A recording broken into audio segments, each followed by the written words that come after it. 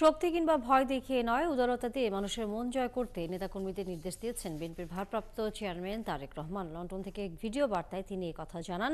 আরও বলেন, ছাত্র জনতার অর্জন যেন নষ্ট না হয় সেজন্য নেতাকর্মীদের সতর্ক থাকার আহ্বান জানান তিনি।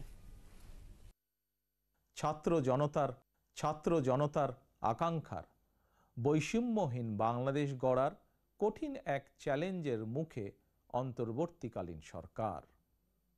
হাজারো শহীদের আত্মত্যাগ আর অসংখ্য ছাত্র জনতার নিদারুণ যন্ত্রণাকর পরিস্থিতির মধ্য দিয়ে গত 5ই আগস্ট দেশ স্বৈরাচার মুক্ত হয়েছে। তবে গণ অভ্যুত্থানের সাফল্য এবং সম্ভাবনা নস্যাৎ করে দিতে স্বৈরাচারের দোসররা এখনো ষড়যন্ত্র অব্যাহত রেখেছে।